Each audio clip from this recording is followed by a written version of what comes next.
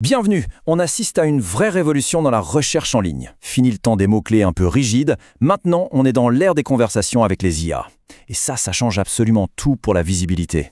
Alors la grande question c'est, comment faire en sorte que ce soit notre contenu que l'IA choisisse de mettre en avant? C'est exactement ce qu'on va décortiquer ensemble. Voilà la question qui est sur toutes les lèvres. Quand on pose une question à une IA, que ce soit ChatGPT, Perplexity ou une autre, comment elle fait son choix? Sur quels critères elle se base pour dire qu'une source est plus fiable qu'une autre?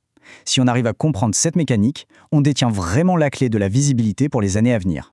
Bon, pour y voir clair, il y a deux concepts fondamentaux à maîtriser, la mention et la citation. Et attention, ce ne sont pas du tout des synonymes. En fait, leur différence est au cœur de cette nouvelle discipline qu'on appelle le GEO, pour Generative Engine Optimization. Allons-y. Une mention, c'est un peu le bouche à oreille du web. C'est tout simple. C'est quand une marque est nommée dans un article, sur un forum, sur les réseaux, mais sans qu'il y ait de lien direct. Pour une IA, c'est un signal de pertinence. Plus on parle de nous dans un certain contexte, plus elle se dit « cette marque semble être une référence sur ce sujet ». La citation, par contre, c'est une autre paire de manches. Là, on parle de la preuve formelle. C'est une référence directe, bien structurée, avec un lien qui permet à l'IA, et à n'importe qui d'ailleurs, de remonter à la source et de vérifier l'info.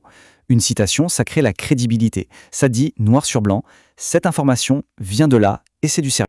Mettons-les face à face pour que ce soit bien clair. D'un côté, la mention informelle du texte brut. Son job, construire la notoriété, donner du contexte à l'IA. De l'autre côté, la citation formelle, structurée avec un lien. Son objectif, prouver la source et générer du trafic qualifié. En gros, les mentions, c'est le bruit de fond positif, c'est la popularité. Les citations, elles, c'est le signal fort qui transforme cette popularité en visibilité concrète et vérifiable. On pourrait tenter de se dire qu'il faut choisir son camp. Mais ce serait une grosse erreur. Mention et citation ne sont pas des adversaires. Bien au contraire, ce sont deux alliés hyper puissants qui, ensemble, créent une synergie redoutable. Voyons comment ça marche. Alors, en pratique, comment ça se passe? Eh bien, les mentions, elles, créent un écho. Elles nous placent au cœur de la bonne conversation. Et les citations, elles viennent enfoncer le clou. Elles confirment cette légitimité, elles apportent la preuve, le trafic, et elles valident ce que Google appelle les critères EEAT.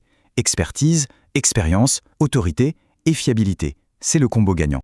Et voilà le point crucial à retenir. C'est cette combinaison qui est si puissante.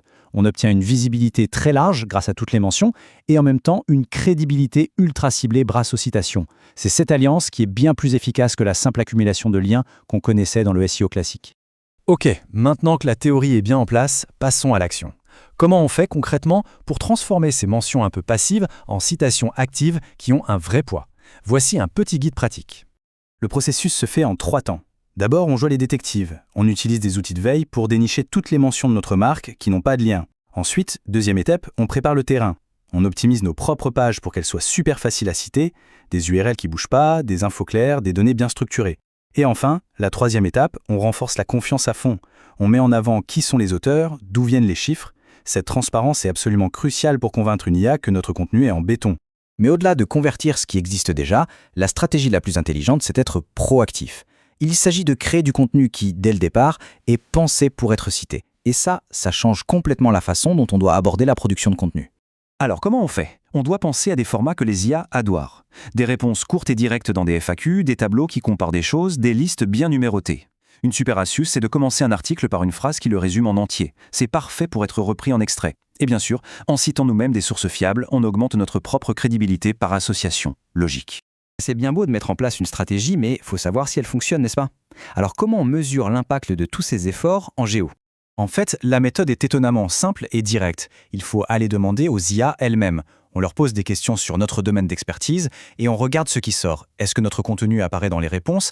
Et surtout, est-ce qu'il est cité comme une source vérifiable, avec un lien? C'est ça le test ultime de notre efficacité.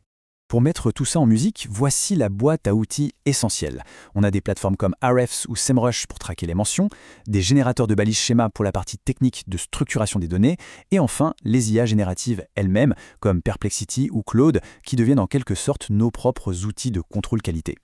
On termine avec la question qui tue. Le paysage de la recherche a changé, c'est un fait. Publier du contenu, c'est bien, mais ça ne suffit plus. Il faut le concevoir pour qu'il soit non seulement lu par des humains, mais aussi compris, validé et surtout cité par des intelligences artificielles. La vraie question à se poser, c'est de savoir si notre contenu est vraiment prêt pour ce futur qui est déjà notre présent.